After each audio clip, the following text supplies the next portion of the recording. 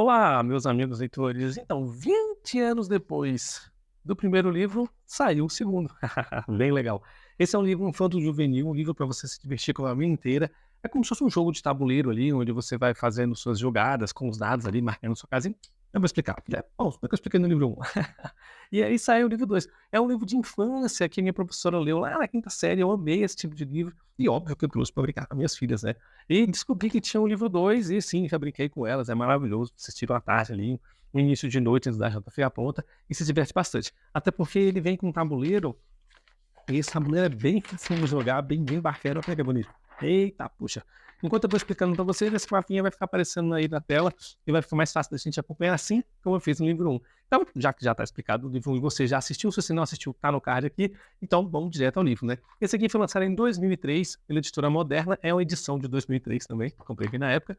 104 páginas divididas em 4 partes, onde ele vai explicar ali quem são os personagens, como é que funciona, as dicas e a conclusão. Mas você é um cara safo, uma menina inteligentíssima, com certeza vai descobrir, antes não vou precisar nem dar a solução. No prólogo, vai contar que os nossos detetives estavam com fome, passeando pela cidade de evento em evento e acabam passando nesse museu. E esse museu está tendo uma apresentação única naquele dia, uma apresentação de arte bem elegante, bem famosa. E aí tem a lista de convidados, né? Qualquer um que pode entrar, mas como eles têm um trato ali com o professor da escola, enfim, estão lá e vamos embora. Na hora que o grande artista da noite vai divulgar a sua obra de arte, que vai puxar aquele pano daquele quadro, todas as luzes se apagam, fica 15 minutos de bagunça, de gritaria, até que as luzes voltam e quando volta o quadro foi roubado. Eita, o sumiço do quadro. Isso aqui é a parte mais importante. E aí fica todo mundo desesperado, o que que aconteceu? Ele já deixa claro que ninguém saiu do ambiente, porque era um local totalmente seguro, só entrava com registro, tem câmera para tudo quanto é lado, estava sendo transmitido pela televisão e não tem como ninguém sair, porque tem segurança, tem tudo. É um negócio bem bacana. Tem um detetive que foi convidado para participar do evento, onde ele estaria assistindo, e um inspetor que é da seguradora, porque, enfim, essas obras de arte têm seguro, então mesmo que fosse tudo destruído, o autor teria o seu seguro. Mas o autor ele não faz pela obra, ele faz pela paixão, pelo prazer, né?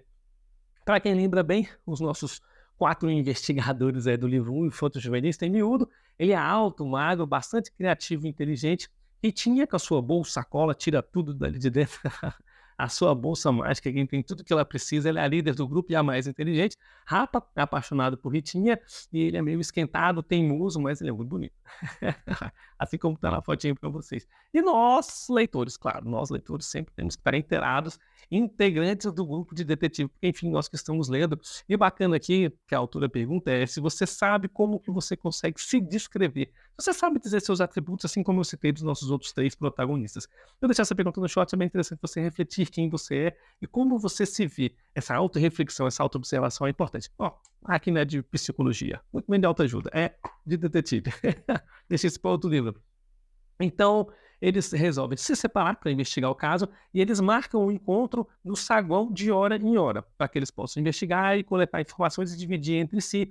E é óbvio que eles vão começar pela lista de convidados, porque se era todo seleto, tem uma lista de convidados e não é qualquer um que pode entrar. Eu deixei aqui para vocês a lista de convidados marcada aqui com o meu marca-texto bem bacana, eu ganhei de presente de vocês, e da Trend Store, você precisar tá lá. Vou deixar uma fotinha para vocês aí na tela, para você identificar quem são os personagens, faz uma pausa, vê o nome de cada um, porque à medida que eu for explicando aqui, é óbvio que não tem como eu ler o livro tudo para vocês, mas à medida que eu for explicando, você vai identificando na fotinha aí os personagens, as características, né? Porque tem um cara com bigode aí que vai fazer a diferença, e pela foto você consegue descobrir, beleza? O jogo consiste em você jogar um dado, e o dado você movimenta aqui dentro do tabuleiro. Bom, ou você pode simplesmente ler o livro como um livro qualquer. Como não tem como a gente jogar aqui, já que esse vídeo fica gravado em estático, então eu vou ler o livro em forma cronológica, assim como nós fizemos com o primeiro. A primeira dica, você passa na sala da pré-história, onde Ritinha está conversando com o arquiteto do museu, e ele explica que o Juquinha, o ex-prefeito, ele queria fazer a reinauguração do museu, já que foi ele que arrecadou o dinheiro para fazer essa inauguração, só que o novo prefeito que levou a glória, porque o Juquinha não foi reeleito. Explica também que Ferdinando foi o eletricista responsável por ligá-los 15 minutos depois, e no meio dessa conversa ela se assusta com um homem neandertal das cavernas com o machadão berrão. Essa é a dica número 1. A dica número 2, já na sala do sarcófago, Rapa, ele ouve os gritos de Ritinha, como eu falei que ele é apaixonado, ele já fica desesperado com ela, né? Ele está conversando com Mumilda, a egiptóloga. Assim como eu tenho no livro 1, os nomes aqui são bem interessantes, fazem alusão ali ao peregrino e à peregrina, né? Onde os nomes são extremamente óbvios. Então, Mumilda é a egiptóloga. Ela está falando que as estátuas de cera são extremamente reais e vamos falar com ela sobre o Juquinha mandou fazer essas estátuas. Então, muitas pessoas se assustam, então é muito comum ali no meio do museu você ouvir esses gritos. Então ele fica mais tranquilo, mas eu não queria ir no museu onde as pessoas ficarem gritando no meu ouvido.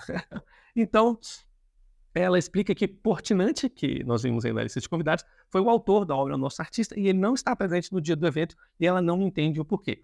Rapa, então, ele quer ver a múmia, né? Eles estão conversando no sarcófago, ele conversando com ela, ele, pô, o sarcófago ele é bacana, hein?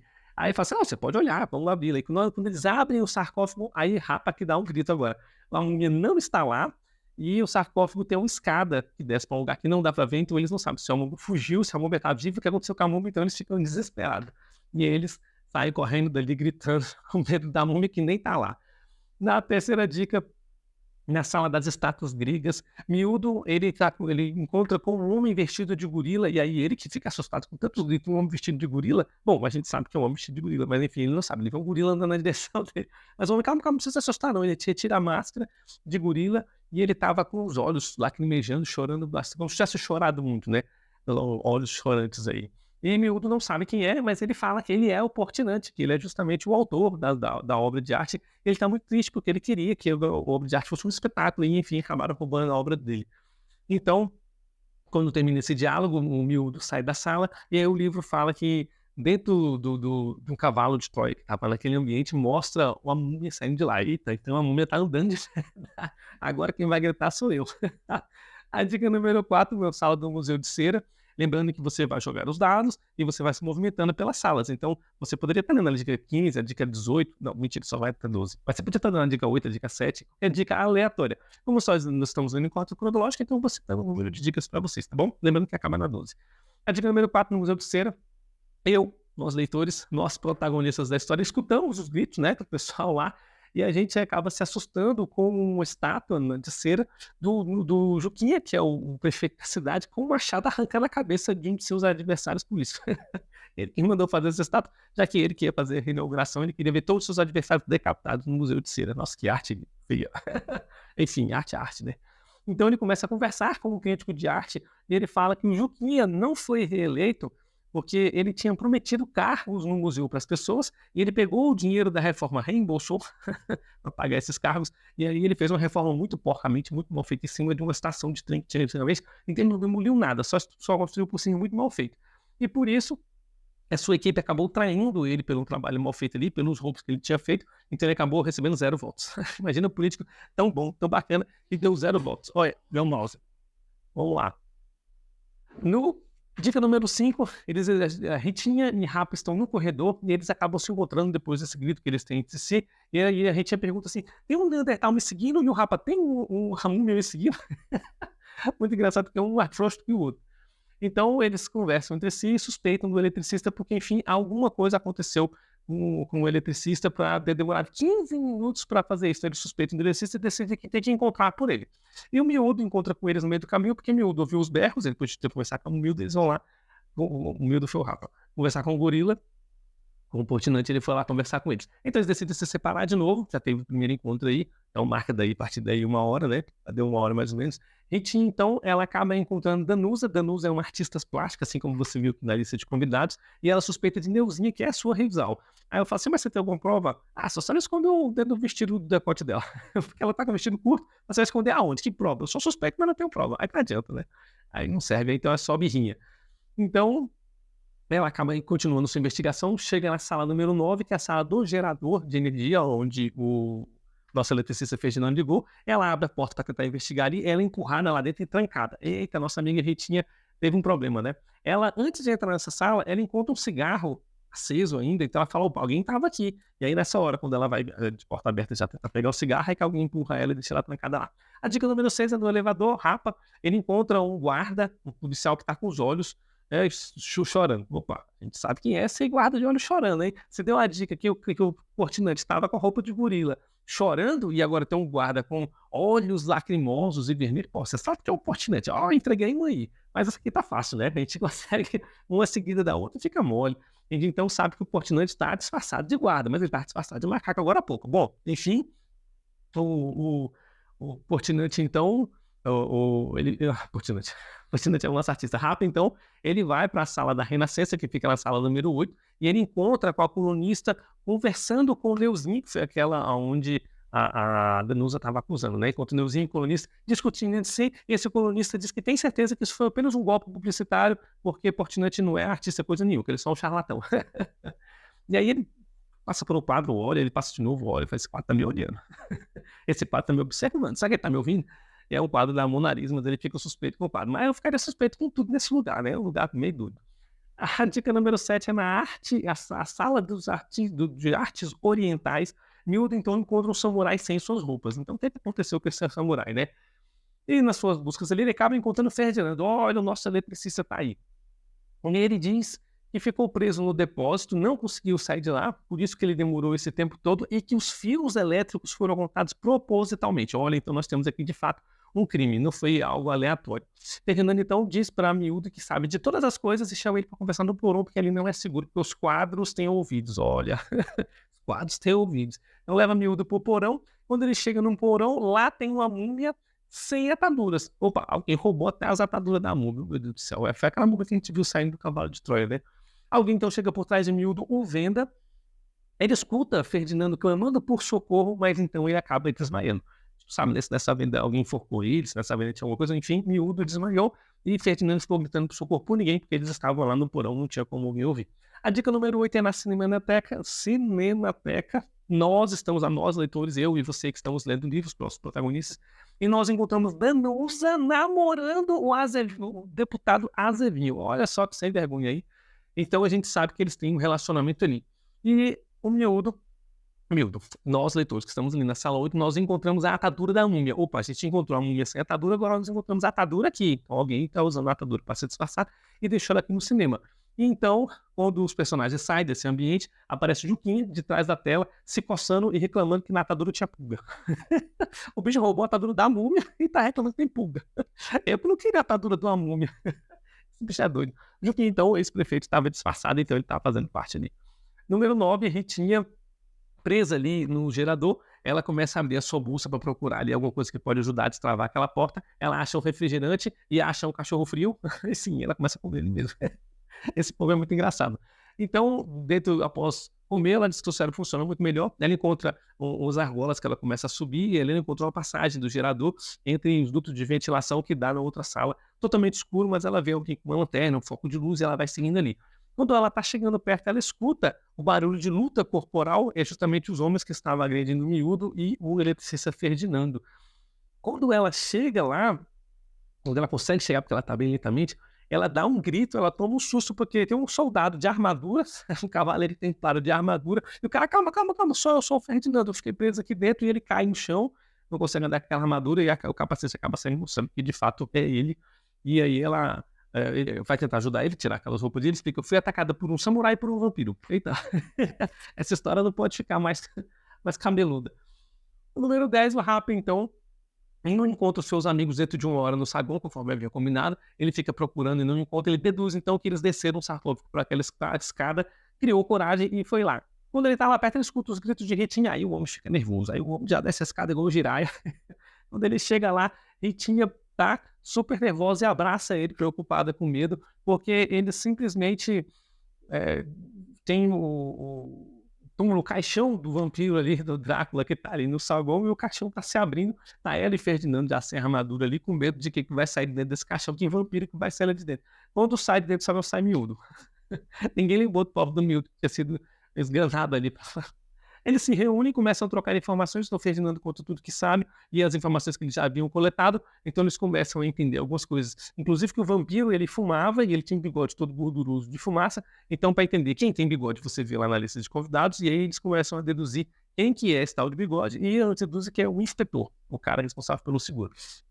E eles bolam um plano para poder prender todo mundo ali. A dica número 11, a penúltima, Miúdo, Rita e Rapa, então eles se separam para botar o plano deles em observação, em trabalho. Rita vai para a sala dos artistas góticos, porque quando ela estava lá, ela começou a ver os hieroglifos na parede e viu que eram todos falsificados. Aqueles termos que estavam escritos lá não era em egípcio, era em uma língua que ela conhecia. Então ela disse que aqui tinha alguma coisa errada. E aqui agora, com as dicas de Ferdinando, ela descobriu que se tratava daquilo. Então ela foi lá, pegou essas páginas e botou dentro da bolsa dela. Rapa, então, fica responsável por vigiar a sala dos artistas vivos para que ninguém mexa na estátua que está lá. Era a estátua no saguão principal, onde aconteceu o evento. E Miúdo vai atrás do detetive, encontra com o detetive conversando com o guarda que teve as roupas roubadas. Opa, a gente viu um guarda aí com os olhos lacrimejando. Agora um guarda com roupa roubada, a gente tem certeza que Portinante, então, estava disfarçado de guarda que roubou a roupa dele. Mas, na verdade, não era Portinante. Era justamente o nosso prefeito. Nós vamos descobrir isso no final. E por quê? Como é que a gente descobriu que era ele? Porque o Meliante espirrava muito. E quem que estava com as ataduras cheias de pulga? Tirou as ataduras e roubou a roupa do policial. Não foi por causa das lágrimas do Portinante junto do macaco que você deduziu isso, né? Mas só pelo espirro. Esse livro dá para você descobrir algumas dicas. Mas, de fato, esse aqui eu achei mais confuso do que o outro. Enfim, não era o Portinante. Eu achei que era, mas era o prefeito justamente por causa do espirro. Aí você vai lendo aqui por causa dos perfumes, da Danusa, mas enfim, eram as ataduras que fizeram isso. Miúdo, então, disse pro pro detetive que desvendou todo o caso, explica pra ele o que aconteceu, e o cara, faz totalmente sentido, vou botar o seu plano em prática, e manda alguns policiais ali escoltarem a Ritinha do que ela vai fazer. O inspetor, então, eles vão para a sala principal, para a sala marrom, onde aconteceu todo o evento, e aí eles veem a Danusa e o Azevinho pegando a moldura e tentando levar a moldura embora, dizendo que aquilo ali é a única coisa que sobrou do seguro para que eles possam reaver o dinheiro do quadro roubado. O inspetor, não, senhor. O inspetor, o detetive, o inspetor é o que estava ajudando. O detetive, não, senhor, isso é prova do crime, vai ficar aqui. Inclusive, nós já temos tudo resolvido, nós vamos fazer tudo acontecer. Aí, como assim tudo acontecer? Dentro daquela revolta, daquela confusão ali, porque eles estavam querendo tirar e não tirar, e ele mandando no rádio os policiais virem, todo mundo que estava no museu voltou para a cena do crime para saber o que estava acontecendo, já que ele estava falando no rádio para todos os policiais irem lá, acabou que todos os curiosos foram juntos. Aí ele fala assim, olha, eu vou fazer um espetáculo para vocês. Se acalmem, vai todo mundo passar do lado. E Ritinha lendo o papel com um monte de número e um monte de nomes. E algumas pessoas não entendendo, outras pessoas assim, toda murcha. Eles vão passar do lado, então, o detetive prepara todo o espetáculo. Aqui acabam as dicas. A chegada, que é a parte final aqui do livro, é justamente a conclusão, mas ainda não explica o segredo do livro. Então, eu vou explicar para vocês a chegada. A chegada, o que é? Eles voltam para a sala principal, eles ficam todos maravilhosos. Oh, eita, que bacana! O quadro está lá. A estátua está lançando um feixe de luz no quadro. O quadro tem uma mulata vestida de cangaceira com um leque de ferro, um leque na mão, numa festa junina, cheio de quadrilhos, cheio de tudo. Esse é o desenho do quadro. E quando esse feixe atinge o leque se movimenta, e esse movimento acaba tocando uma música de uma banda que estava lá. Justamente esse movimento de banda. Então, ele chama de quadrossom. É o movimento que o quadro acaba fazendo e gerando uma música com esse movimento de acordo com o feixe de luz que é emitido. É bem interessante o quadro dele, ele achava que esse movimento era inovador. E aí, a gente entende que alguém queria vender esse quadro, Portinari recebeu o dinheiro do seguro, mas quem que foi que tentou roubar o quadro, como eles iam tirar o quadro de lá e onde que o quadro estava escondido, são as 3 perguntas que eles querem que a gente responda. E aí, você pode fazer uma pausa nesse vídeo aqui e tentar desvendar quem foi o criminoso e responder essas 3 perguntas. Quem roubou, aonde que estava escondido e como eles iam tirar de lá. Já descobriu? Se não descobriu, eu vou contar para você agora. O quadro estava enrolado na moldura. Tem uma moldura e ele se auto-enrolava ali. Quem fabricou esse quadro era o Ferdinando, a pedido da Danusa e a pedido do Azevinho. Então, ao fazer, quando as luzes se apagaram, o Azevinho mandou um inspetor cortar os fios e quando acabou as luzes, a Danusa apertou um botão que ficava atrás para ele se enrolar. Como estava um brilho total, ninguém viu ela se movimentando e apertando esse botão. Então o quadro não tinha saído de lá, porque o quadro já estava no mesmo lugar e o Ferdinando sabia disso, que o quadro ainda estava ali. Por isso que o Miúdo conseguiu contar para o inspetor e descobriu onde o quadro estava. O Ferdinando, então, que ele foi lá religar o quadro e o Azevinho pediu para o inspetor acabar com a vida dele e esconder ele de lá. Só que quando ele chegou lá, ele se assustou porque o Juquinha estava disfarçado de múmia. Ele ficou, bota a múmia andando aqui, como é que você vai matar o cara? E aí ele acaba não acabando com o Ferdinando, mas deixa o Ferdinando preso lá embaixo, por isso que ele não conseguiu sair. O Juquinha, ele estava dentro do cavalo de Troia, justamente escondido, e ele tirou as faixas, ele pega a roupa do samurai que tinha sumido, né? Aquela roupa do samurai Juquinha que estava usando, e ele se esconde no porão. A Danusa, que prendeu a Rita no gerador de energia, por causa do maço de cigarro de seu perfume, né? E ela era aluna de Portinari antigamente, então ela sabia como o quadro era produzido, porque ela é artista plástica, que está aqui também no livro, né? E quem planejou tudo foi justamente o Azevinho, porque ele queria vender o produto, vender o quadro, ficar com o dinheiro político, né? Político quer roubar, normal. Quem nunca desconfiou do político? Quando falou que tinha um político, foi ele. Aí ele é bandido, pra você contar a história. E Juquinha, então, pegou, trocou os hieroglifos da parede por códigos, que na verdade eram contas bancárias na Suíça e os respectivos nomes de cada um que fazia lavagem de dinheiro. Tirou a dele, claro que ele não é besta. Mas ele entregou todos os políticos que estavam roubando, justamente nesse caso da reforma do museu, que foi a equipe que ganhou a eleição que tinha traído ele. Então o Juquinha acabou se vingando. Vou deixar um short, inclusive, falando sobre a frase que ele disse, essa questão de traição, de revolta, de que o mundo dá voltas, né? Então, a Ritinha estava lendo justamente isso daí. Essa é a solução do caso, quem roubou, onde estava e o que eles iam fazer, como iam tirar de lá. Um livro bem interessante, um livro infanto-juvenil, dá para você se divertir bastante com as crianças, principalmente você brincando ali no tabuleiro. Minha filha pegou um caderno e várias anotações, eu vou descobrir quem é. Olha, pai, o bigode lá do cara que tá fumando. Achei bem legal, foi bem divertido. Dá para fazer com adultos também, é uma parte descontraída ali. Fica um lendo as ideias e, de qualquer forma, esse que está lendo também pode participar, ou você pode fazer com que cada um leia. São 4 participantes ou 4 equipes. Bom, são 2 livros bem interessantes, bem legais. Acabou que ela só tem esses 2 livros lançados dessa brincadeira de detetive. E como eu prometo, eu compro. Tá aqui os 2. Foi um prazer e até a nossa próxima leitura.